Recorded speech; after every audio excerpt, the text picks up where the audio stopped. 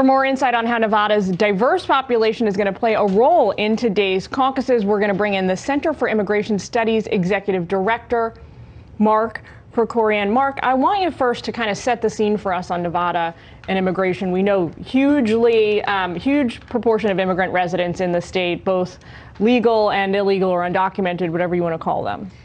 Immigration really has grown very rapidly in Nevada from a pretty low level. From 1980 to today, there's been a 1,000% increase in the number of people who speak a foreign language at home. So these are immigrants and immigrant families, 1,000% increase.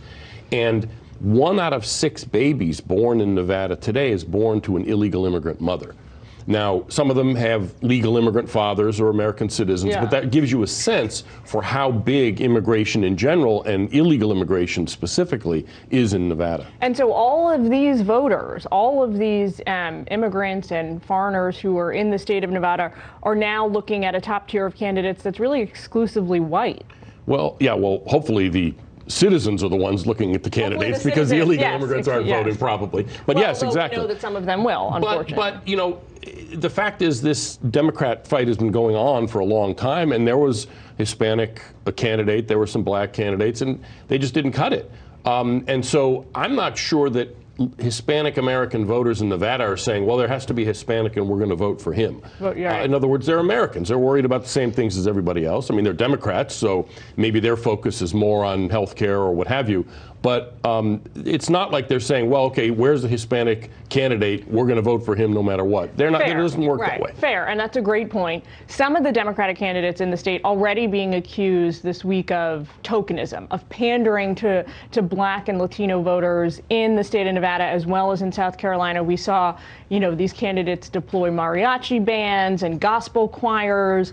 A lot of people are saying, a lot of blacks and Latinos are saying, this isn't what matters to us. You got to come up with really strategic policies that speak to the issues we care about. Yeah, it's shocking that politicians are pandering to voters. It's exactly what you would expect. But it does show the kind of narrow and silly way that a lot of politicians view Hispanic Americans and black Americans. In other words, like I said, they're just American voters like any others. Some may care more about education, some may care more about health care or foreign policy even, I don't know. But the point is, they're voters, approach them as Americans and see how it goes. Now, President Trump talked about this. Take a listen to what he had to say at one of his rallies. The great state of Nevada. Washington Democrats put the needs of illegal immigrants before the well-being of American citizens. You know that. You've been complaining about for a long time. It's one of the reasons you voted for Trump. Well, I mean, he's right, I think, in 2 ways. First, the president talks a lot about sanctuary cities, and that's a very kind of targeted thing. Not because, and the issue there is not that illegal immigrants are more likely to be criminals. It's that some of them are criminals. There's a lot of illegal immigrants. Some are going to be criminals.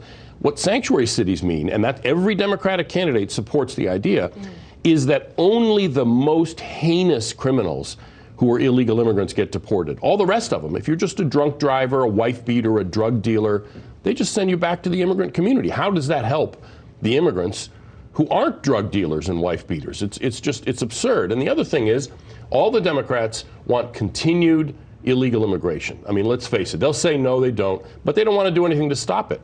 Well, what does that do to the job competition for people working in hotels and restaurants and construction in Nevada? What does this do for jobs and employment and wages in the state of Nevada, which is presumably what these voters, like all other American voters, care the most about? Thanks so much for joining us today. We appreciate it.